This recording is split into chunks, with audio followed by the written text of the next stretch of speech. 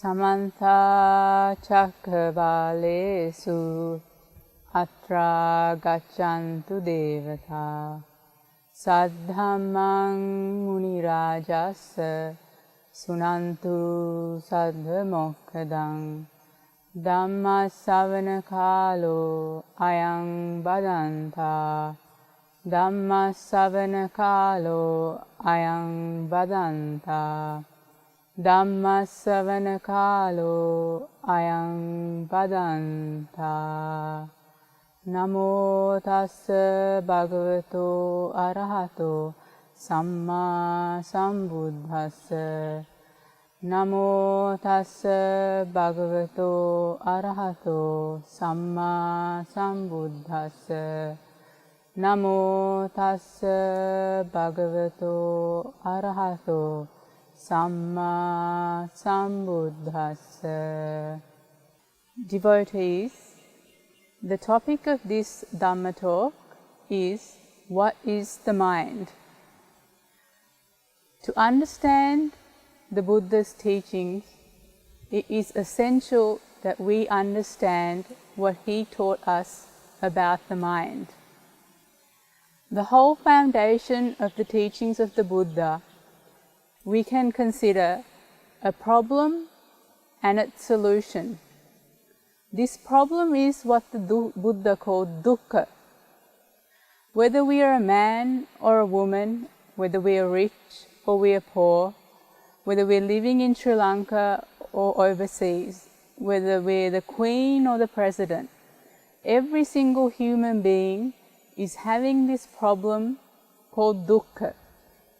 In English, we can translate this word as something like suffering, pain, unhappiness, or even in the modern day, we can use a word like stress. This seems to be the affliction of most modern people. Stress, unhappiness, depression, a lack of mental ease, mental health. It is to this problem that the Buddha offered this world a solution, a way for once and for all to finish or overcome suffering and unhappiness, to free our mind from what he called dukkha.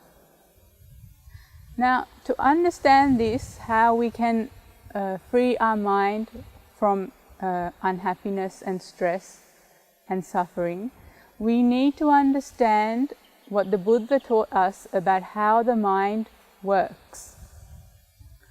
Especially we need to understand three key words that the Buddha used when talking about the mind. These are Vijnana, Mano, Chitta. Now, before I give an English translation of these words, if we take an example that will help us to understand what the Buddha meant by these words which he used to describe the mind. Now, say for example, someone comes to you in the office, say your boss, or someone more senior than you, and he screams at you in very bad language that's very upsetting, and as a result you become very angry, and inside it's like burning, and you're starting to suffer, you're starting to feel stress and unhappiness. Now, if we ask ourselves, how did this happen? How did this stress and suffering arise? Well, the first thing we can say is that firstly, you heard your boss or you saw your boss, and then through your senses you experienced what he was saying to you. You heard what he was saying, you saw him say it, maybe you experienced some smell in that occasion. It's different every time. But we can say that this episode of mental discomfort or stress started with that sense experience you had. When the Buddha talked about the senses, he used this word vijnana. So he's talked about different types of vijnana. The eyes he called chakku vijnana. The ear he called sota vijnana. The tongue he called jivha vijnana. The nose he called gana vijnana. And the whole body he called kaya vijnana. So he spoke about these 5 different types of vijnana.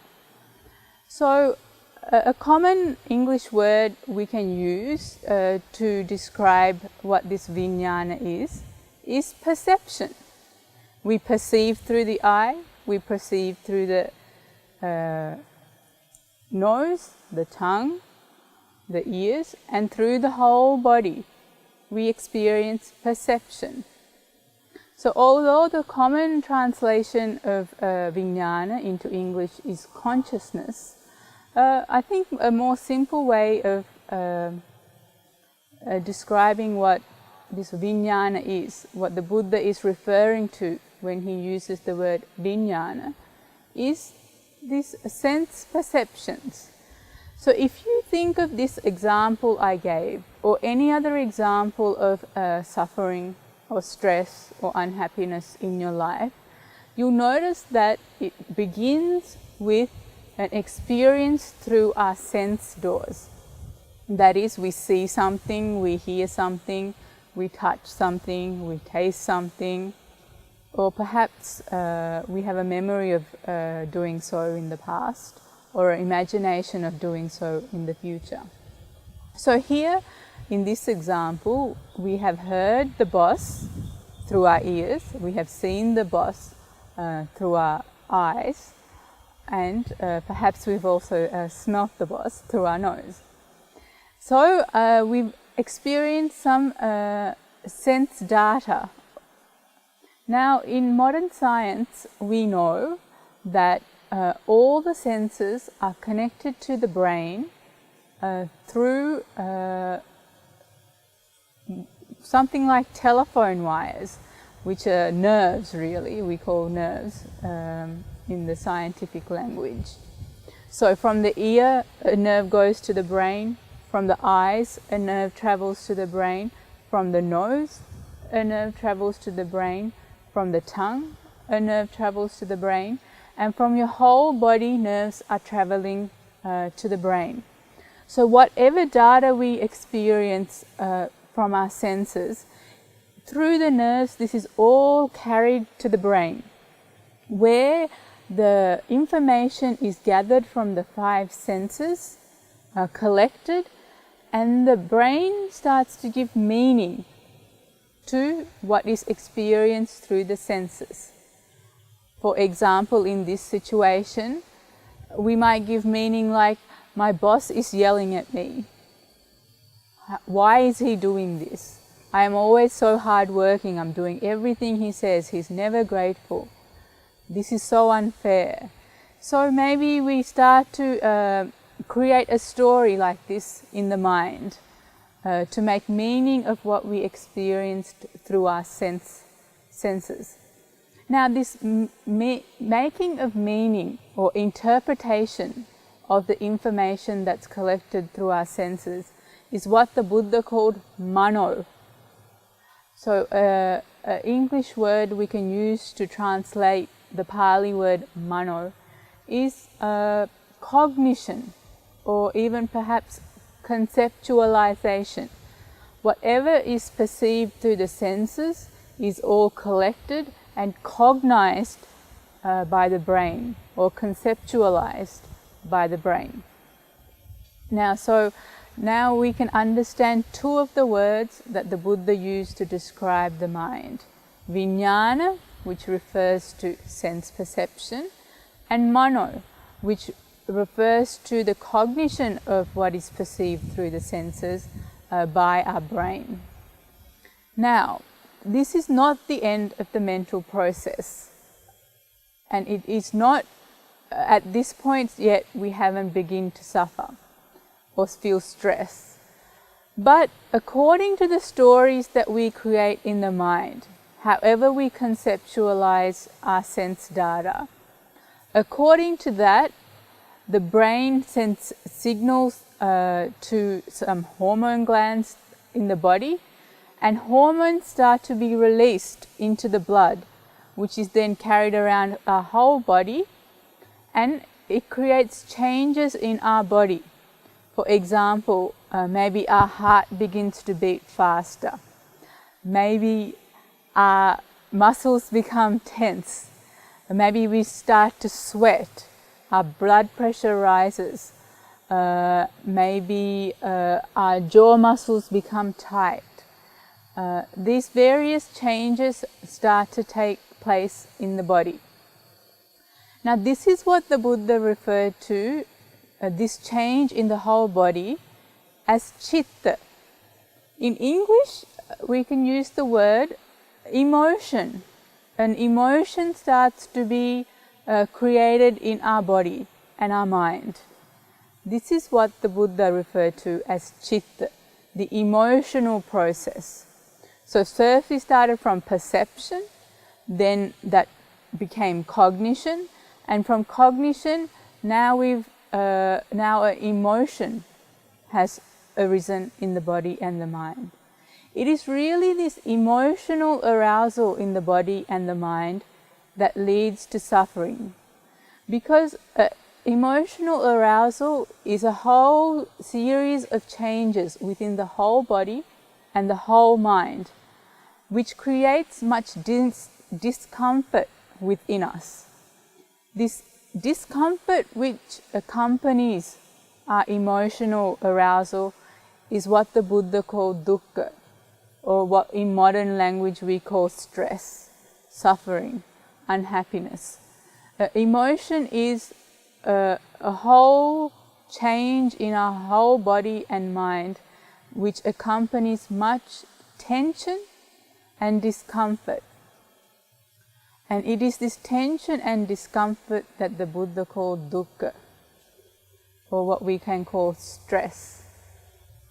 So once emotion has arisen in us and we are experiencing stress or tension, discomfort, what is the natural reaction to that? The natural reaction is to try to release that tension within us, the discomfort within us. And the only way we can release that is through our speech or actions.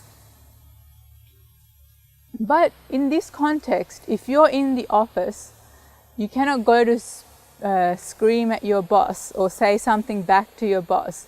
You cannot go to hit your boss or slam the door or do something like that, which is what the natural way would be of releasing this tension. Maybe when you're at home with your partner or your children, you can release tension this way.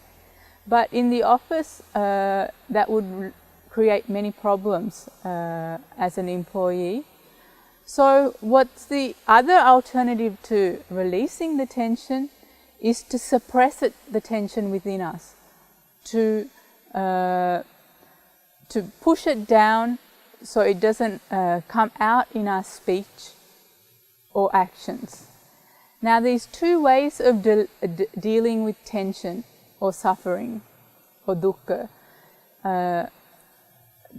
the Buddha called them two extremes that normal people tend towards in dealing with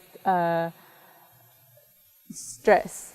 One is to express our tension in speech or action, and one, if we cannot do that, is to suppress or repress the tension inside of us. And the Buddha saw both of these as unhealthy ways to deal with stress. One, because if we go to release the tension in action or speech, maybe we speak badly or we act badly, and many problems can arise as a result.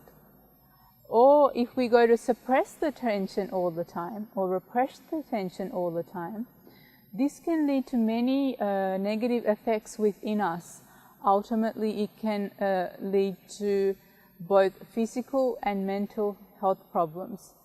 So these two ways that we normally deal with stress are both seen in the Buddhist way of thinking as unhealthy. So what is the alternative? What is the Buddha suggesting? Well, the Buddha is ultimately suggesting that the real way to deal with this rising of tension or stress within us is to free our mind of these emotional arousals, what we call the arousal of the chitta aspect of our mind.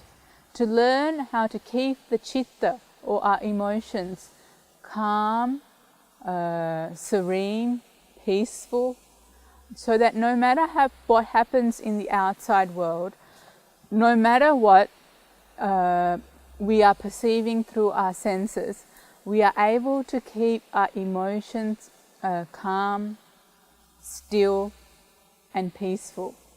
So this is the idea behind Buddhism, learning how to gain control of our emotions so that ultimately we are free completely of these emotions altogether. So this is what the Buddhist practice is, and the method of learning how to gain control of our emotions, how to free the mind of emotions, is what we call the Noble Eightfold Path, or in Pali, the Arya Ashtangika Marga, which is a process containing 8 steps. And it is through the development of these 8 steps that we will be able to gain complete control over our emotions and become calm, happy, peaceful people. So these 8 steps, they cannot all be developed at once, but it's a slow process. But by learning to practice these 8 steps that the Buddha showed us, which part of is developing our behavior, learning to meditate, learning to calm the mind, slowly but surely we are able to gain control over our emotions, so that no matter what happens in this external world, which we cannot control, so many things are happening that what we must see, we must hear, we must observe. But no matter what it is, we can keep the mind calm, peaceful, and serene. So this is the idea of the Buddha's teachings, and to really understand this, what the Buddha is saying, it's very important we understand what he has taught us about the mind. And to do this, we must learn these 3 words: Vijnana, Mano, Chitta, which refers to 3 different aspects of the mind, but we can also think of them as a chain reaction in our mind and body. That a chain reaction which is triggered by stimulation in the outside world, which is perceived in the senses.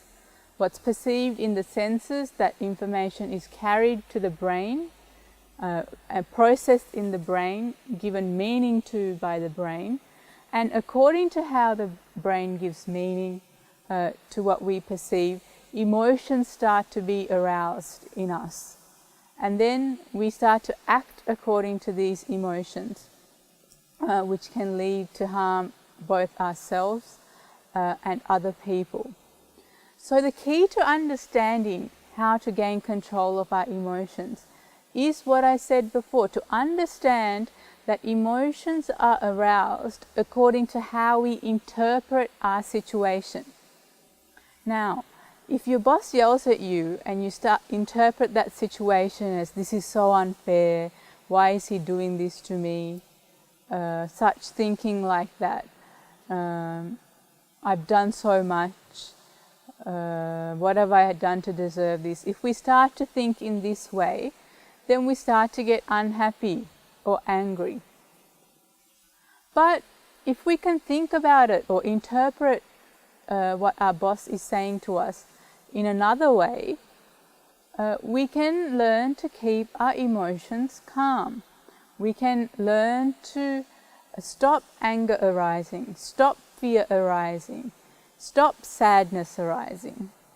If we can just listen to the boss and say, well, maybe he's had a bad day today, or maybe I've done something and he's misunderstood, maybe this is a misunderstanding. If we can think calm, rational thoughts when we are faced with difficult situations like this, then you'll find that our emotions are not aroused. The emotions remain calm.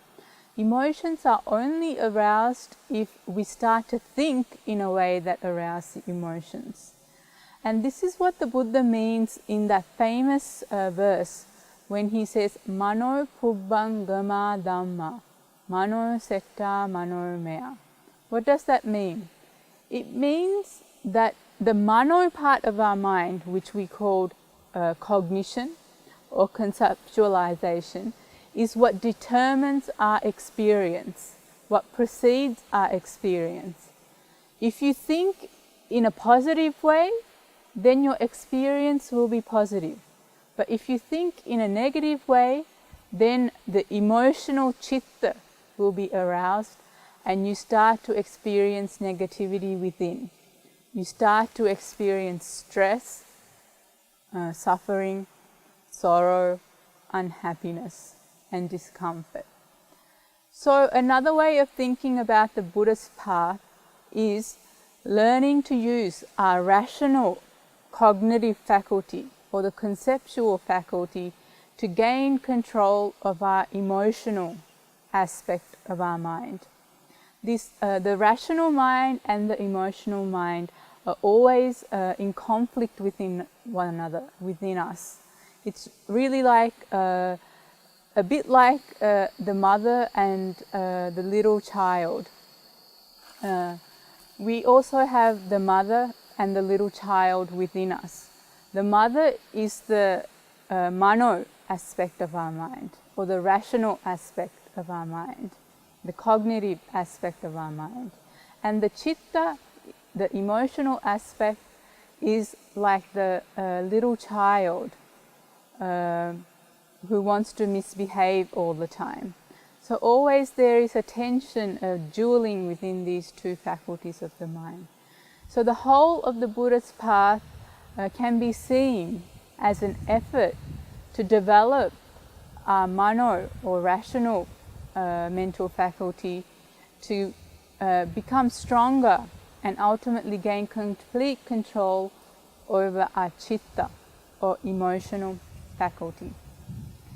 So time's running out, but to recapitulate what I just explained today, the main message of the Dhamma talk is understanding these three words that the Buddha has used to describe the mind, and how understanding how they work to create stress or dukkha or tension within us, from vijnana to mano to chitta, and when the chitta is aroused, we experience dukkha. In English, from sense perception to conception or cognition to emotional arousal, which creates stress and suffering, and which then leads us to either express that emotion or suppress that emotion, which are both unhealthy, harmful ways of us dealing with our emotional experiences.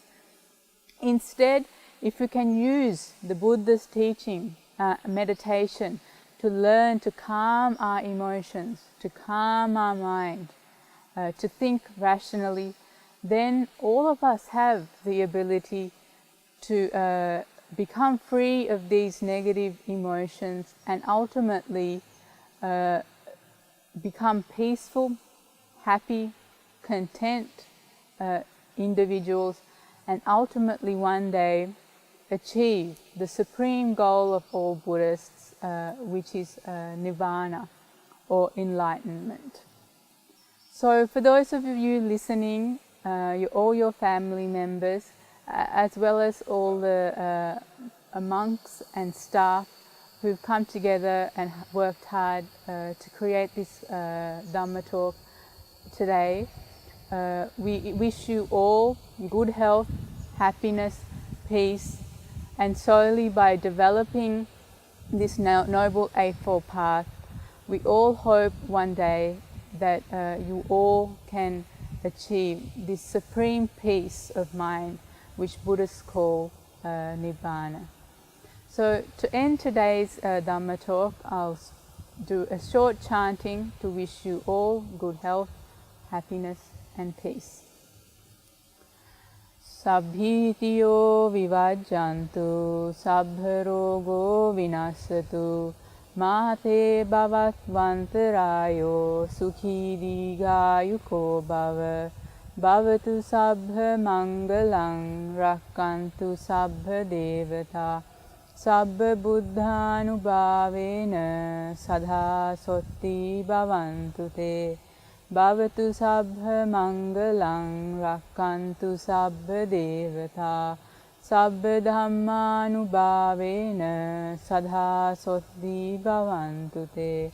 Bhavatu sabbha mangalang, rakkantu sabbha devata, sabbha sanghanubhavena, sadha sotti bhavantu te. Abhivadana silissa niccang vaddha pachayino, chattaro dhamma vaddhanti, ayuvanno sukhang balang, ayu arogya sampatti, saggha sampatti mevacha, atho nibbana sampatti, iminate samijjatu.